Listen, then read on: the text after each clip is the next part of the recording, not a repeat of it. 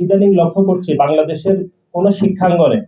কোন অপ্রীতিকর কোন ঘটনা ঘটলেই সাথে সাথে বাংলাদেশ জাতীয়তাবাদী ছাত্র দলের নামটিকে অনাকাঙ্ক্ষিতভাবে জড়িয়ে সংবাদ পরিবেশন করা হচ্ছে। গত বুধবার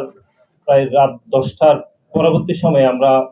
দেখেছি বাংলাদেশের একটি সুনামধন্য বিশ্ববিদ্যালয় নর্থ সাউথ বিশ্ববিদ্যালয়ে সাধারণ শিক্ষার্থীদের সাথে বাংলাদেশের একটি নতুন গঠিত দল ন্যাশনাল সিটিজেন পার্টির একজন সম্মানিত নেতৃবৃন্দের সাথে আমরা যে অনাকাঙ্ক্ষিত ঘটনা ঘটেছে এবং তার পরবর্তী সময়ে বাংলাদেশ জাতীয়তাবাদী ছাত্র দলের নামকে যে অনাকাঙ্ক্ষিতভাবে জড়িয়ে যে সংবাদ পরিবেশন করা হচ্ছে সে বিষয়ে আমরা আপনাদেরকে আমন্ত্রণ জানিয়েছি। আজকের এই সংবাদ সম্মেলনের শুরুতে আমরা গভীর শ্রদ্ধাভরে স্মরণ করছি মহান স্বাধীনতার ঘোষক শহীদ প্রেসিডেন্ট জিয়াউর রহমানকে এবং একই সাথে এদেশের গণতান্ত্রিক রাজনৈতিক ব্যবস্থায় এদেশের গণমানুষের আপসীর নেত্রী দেশনেত্রী বেগম খালেদা জিয়া দীর্ঘদিন ধরে অসুস্থ রয়েছেন। আমরা আজকের এই সংবাদ সম্মেলন থেকে ওনার দীর্ঘায়ু হায়াত কামনা করছি এবং একই সাথে আমাদের দলের ভারপ্রাপ্ত চেয়ারম্যান জনাব তারেক রহমান সসম্মানে দেশে ফিরে আনার যে আন্দোলন বাংলাদেশ জাতীয়তাবাদী ছাত্র দল দীর্ঘদিন ধরে করছে আমরা সেটি পুনর্ব্যক্ত করছি। আপনারা জানেন যে বেসরকারি বিশ্ববিদ্যালয়ের শিক্ষার্থীদের সাথে সংগঠিত অপ্রীতিকর ঘটনায়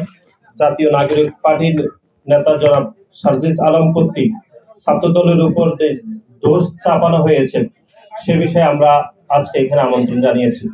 আমরা ইদানিং লক্ষ্য করছি বাংলাদেশের কোন শিক্ষাঙ্গনে কোন অপ্রীতিকর কোন ঘটনা ঘটলেই সাথে সাথে বাংলাদেশ জাতীয়তাবাদী ছাত্র দলের নামটিকে অনাকাঙ্ক্ষিতভাবে জড়িয়ে সংবাদ পরিবেশন করা হচ্ছে, অথবা আমরা দেখেছি যে বিভিন্ন মহল থেকে বাংলাদেশ জাতীয়তাবাদী ছাত্র দলের নামটি সেখানে ব্যবহার করা হচ্ছে। এবং গত 5 আগস্ট ছাত্র জনতার গণ অভ্যুত্থান পরবর্তী সময়ে আমরা দেখেছি বাংলাদেশ জাতীয়তাবাদী ছাত্র দল বাংলাদেশের প্রত্যেকটি ক্যাম্পাসে একটি ইতিবাচক রাজনীতি প্রচলন করেছে,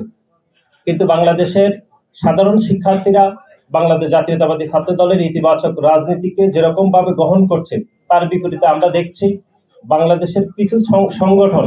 বাংলাদেশ জাতীয়তাবাদী ছাত্র দলের এরকম ইতিবাচক রাজনীতিকে বিভ্রান্ত করার জন্য সাধারণ শিক্ষার্থীদের কাছে বাংলাদেশ জাতীয়তাবাদী ছাত্র দলের নামে বেনামে বিভিন্ন প্রোপাগান্ডা করছে। তারই ধারাবাহিকতায় আজকে আমরা এখানে আপনাদেরকে আমন্ত্রণ জানিয়েছি